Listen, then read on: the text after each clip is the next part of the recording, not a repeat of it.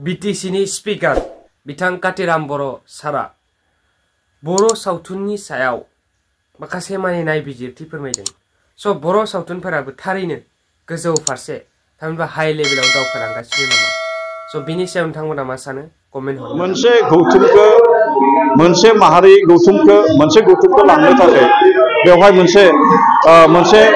बिथांखिनि गोनांथि जायो। बे बिथांखिखौ बड' आर्टिस्ट एस'सिएशन सिनियर आर्टिस्ट एस'सिएशननि बिबानगिरि बिथांमोन आरो बिटिआर सरकारनि गाहाय खुंगिरि बिथां प्रमद बर' बिथांनि जिखिनि नेतृत्व बेयो मोनसे प्लेनिं जायखौ माने मा होननानै बुंदों मोजां मोनसे मावबिथांखि बे मोजां मोनसे मावबिथांखिया जादों आरो बै हिसाबै फैबाय थानाय समाव जोङो मिजिंथिनो हायो दे बर'नि जि मोनसे माने सावथुन बर'नि जिखिनि माने शर्ट मुभि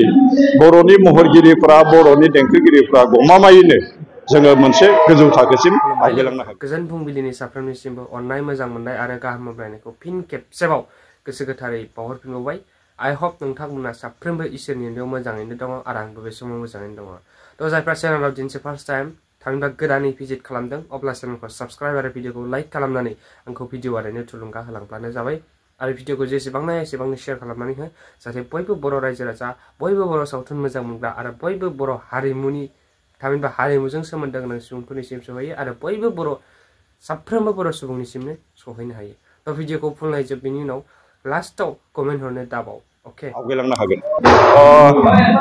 दिनै बड' सिनियर आर्टिस्ट एस'सिएशननि 6थि जे बान्था बे बान्था राननाय हाबाफारियाव आंबो सासे बान्था रानगिरि आलासि हिसाबै बेवहाय बाहागो लाफैदों। दिनै जि सानसेनि हाबाफारि बे सानसेनि हाबाफारियाव आं बेवहाय बाहागो लानो हायाखैबाबो फिजिकेलि नाथाय आथिखालाव जि माने टेक्न'लजिनि मोनसे सम बे टेक्न'लजिनि गेजेरजों आं जायगायाव थानानैनो बागानपारायाव मसलपुराव खमनायाव थानानैनो आं थांनाय जिखिनि हाबाफारिफोर बे हाबाफारिफोरखौ आङो नायबाय थादों। बेवहाय जोंनि बर'नि माखासे दैदेनगिरि बिथांमोना बाहागो लाफैदों। BKWSनि चिफ मिहिनेश्वर बिथाङा बाहागो लादों।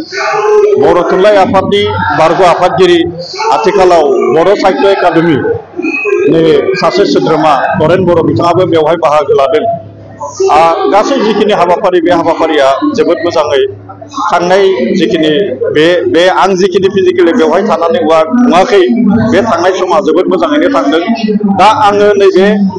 हाबाफारियाव आं गावनो बेवहाय बाहागो लाफैनो हादों आरो बेवहाय बाहागो लाफैनो हानानै आं गावखौनो जोबोद गोजोननाय मोनदों। दा बेवहाय दान्दिसे आगोलाव जोंनि बिटिआरनि चिफ प्रमद बर' बिथाङा दिनैनि जि हाबाफारि बे हाबाफारिखौ बेखेवनानै थांबाय आरो बे हाबाफारिनि गेजेरजों बेवहाय बर'नि जिखिनि हारिमु बे हारिमुखौ बेवहाय दिन्थिफुंबाय थानाय जादों। दा बेवहाय जिखिनि क्लासिकेल आरो जिखिनि कमार्शियेल बे मोननै बिथिंनि हारिमु जि मोनसे दिन्थिनाय बे दिन्थिनाय हाबाफारिया बेवहाय जादों आरो दिनै नैबे 6थि बड' सिनियर आर्टिस्ट एस'सिएशननि जि 6थि बान्था राननाय हाबाफारि बे बान्था राननाय हाबाफारियाव भारतनि सासे माने मुंदांखा महरगिरि पद्मिनी कालापुरी बिथाङा बेवहाय बाहागो लाफैदों आरो बियो नैबे जोंनि जि बर'नि हारिमु बे बर'नि हारिमुआ दिनै जि मोनसे बड' सिनियर आर्टिस्ट एस'सिएशननि जि 6थि बान्था राननाय हाबाफारि बे बान्था राननाय हाबाफारिनि गेजेरजों जोंनि जि मोनसे 1980निफ्राय जि सोलिनाय बर'नि गेजेराव फुल मुभिनि बाथ्राखौनो बुं आलायारननि बाथ्राखौनो बुं खोमसिनि लामानि बाथ्राखौनो बुं आथिखालाव जिखिनि सर्ट मुभिफोर जोंनि जि गोदान माने महरगिरिफ्रा देंखोगिरिफ्रा बेखौ बानायबाय थादों आरो बियो बे जोबोद मोजाङैनो दिनैनि समाव जि माने 2020 मायथाइ बे समाव बियो जोबोद मोजाङै बियो दावखोलांनो हागोन आरो बे हाबाफारिफोरखौ जिखिनि माने बेवहाय महरगिरिफोरनि देंखोगिरिफोरनि बा बड' सिनियर आर्टिस्ट एस'सिएशननि जिखिनि नाजानाय आरो बेखौ मोगथाङाव जाफुंहोनो थाखाय आथिखालाव प्रमद बर'नि बिटिआरनि BTC सरकारा बेवहाय माखासे माने मावथांखि लानायखौ आं नुनो मोनदों। बिथाङा जायगा जोंनि बिटिआर ओनसोलाव सिनेमा हल बानायनानै होदों आरो बे सिनेमा हलनि गेजेरजों सिनेमा हलाव जोङो जोंनि जि बर'नि जिखिनि महरगिरि बिथांमोना जोबोद दुखु खस्थनि गेजेरजों जेरै माने जिखिनि माने सावथुन बानायो जिखिनि सिनेमा बानायो बेखौ जोङो जोंनि जायगायावनो थानानै जोङो जि मोनसे नायनो हानायनि जि मोनसे सुबिदा बे नायनो हानाय सुबिदाखौ जोङो मोनदों आरो बेखिनि सुबिदाखौ बिटिआरनि गाहाय खुंगिरि प्रमद बर' बिथाङा खालामनानै होदों आरोबाव नैबे बड' सिने आर्टिस्ट एस'सिएशननो जि मोनसे रां अनसुंथाइ होनायनि बाथ्रा बिथाङा फोसावदों आरो गमामायैनो मोनसे गौथुमखौ मोनसे माहारि गौथुमखौ लांनो थाखाय बेवहाय मोनसे बिथांखिनि गोनांथि जायो बे बिथांखिखौ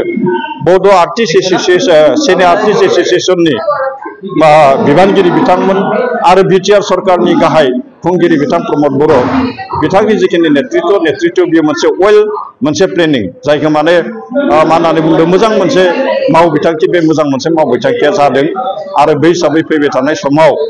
जोङो मिजिंथिनो हायो दे बर'नि जि मोनसे माने सावथुन बर'नि जिखिनि माने शर्ट मुभि बर'नि महरगिरिफ्रा बर'नि देंखोगिरिफ्रा गमामायैनो जोङो मोनसे गोजौ थाखोसिम आवगायलांनो हागोन।